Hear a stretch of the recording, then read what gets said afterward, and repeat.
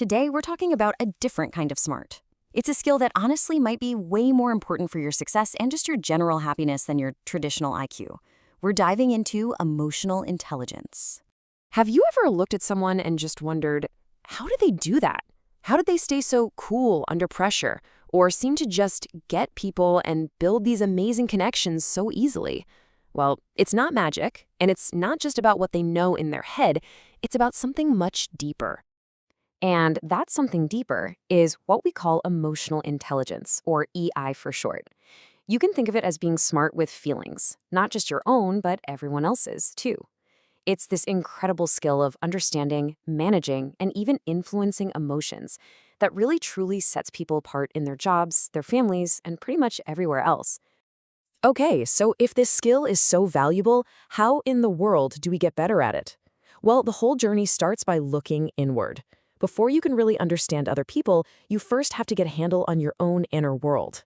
This inward journey is really made up of three big building blocks: self-awareness, self-management, and self-motivation. They kind of build on top of each other. So let's start at the very foundation, which is self-awareness.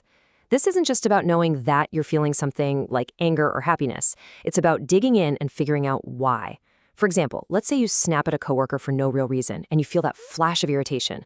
Self-awareness is that little moment of pause where you realize, wait a minute, I'm not actually mad at them, I'm just cranky because I barely slept last night.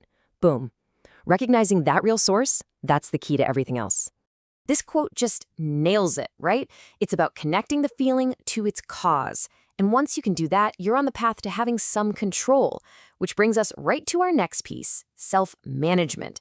Okay, so self-management is all about what you do with that feeling you just identified. Imagine a school principal who gets some really upsetting news in a meeting.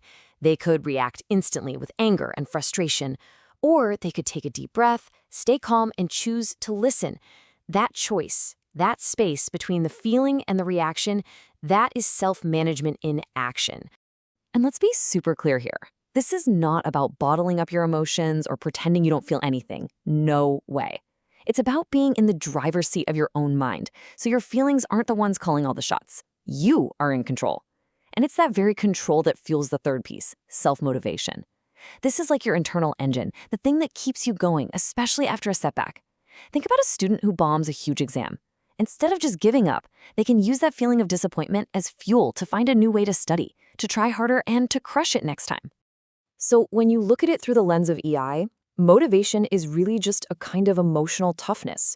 It's that amazing power to take a hit, feel the disappointment, and then turn it into real, genuine growth.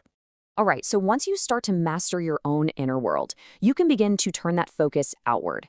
And this is where emotional intelligence completely changes the game and how you connect with other people and build really strong, effective relationships.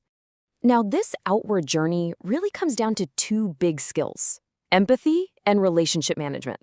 Let's tackle empathy first. This is all about putting yourself in someone else's shoes and trying to genuinely understand what they might be feeling. Think of a teacher with a really quiet student in their class. The easy thing to do is just label the student as lazy or bored. But a teacher with empathy, they stop and wonder, hey, what could be going on with them? Are they having a tough time at home? Are they confused by the material? They're looking for the emotion behind the behavior. This quote just puts it perfectly. Empathy is seeing the feeling that's driving the action. And having that kind of deep understanding is the absolute bedrock for the final piece of this whole puzzle: relationship management. This is where you bring it all together.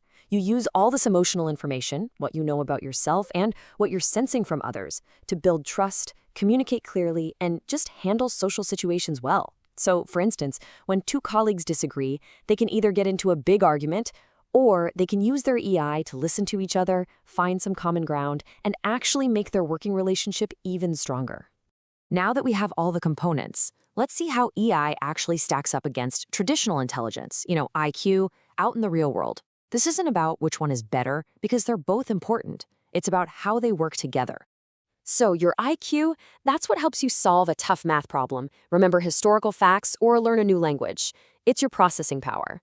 But your EI, that's what helps you navigate the messy, complicated world of human beings, like managing a conflict, inspiring your team, or just keeping your cool when everything is going wrong. You need both, but they run different parts of your life. I love this quote because it really highlights the long-term value. Look, your smarts and your technical skills, your IQ, that stuff can absolutely land you the job. But it's your emotional intelligence that helps you succeed there, become a leader, and build a career. And frankly, a life that's actually fulfilling. Let's look at this in practice. In a classroom, a low EI comment is an accusation. You are always careless. It just shuts a kid down. But a high EI teacher asks a question. What prevented you from completing it? See the difference? One judges, the other seeks to understand and help. And this stuff is so important at home too. A low EI response is when a stressed out parent comes home and just unloads on everybody. The high EI response, it's identifying your own feeling and communicating what you need. I had a stressful day. I just need some quiet time. That right there is emotional maturity, taking responsibility for your own feelings. And of course, at work, getting criticism is a huge test. The low EI reaction is to immediately get defensive, right? To argue and make excuses. But the high EI reaction is to actually listen, to reflect on the feedback, and to see it as a chance to get better. It's a total game changer. So, the big question is, can you learn this stuff? And the answer is a huge, resounding yes. The best news about emotional intelligence is that it's not some fixed trait you're just born with. It is a skill, and like any skill, you can develop it with practice. It all starts with the decision to educate your heart. And you can start right now, today, with these simple habits. Honestly, that first one, just taking a pause before you react, that alone can change your life. But they all work together. Really listening to people, trying to see their side, and being okay with making mistakes and learning from them. Every single one helps create that critical space between a feeling and your reaction. So here's a little exercise for you. Just take a second and think about a recent time you got upset. Ask yourself, honestly, what was I really feeling? Why did I feel that? And could I have handled it better? Just having that private little chat with yourself is the first, most powerful step you can take. In the end, it really all comes down to this. Educating our minds is obviously so important, but educating our hearts, that's what lets us connect, lead, and build lives that are more collaborative and meaningful. It's not just about being smart. It's about being smart with what it truly means to be human.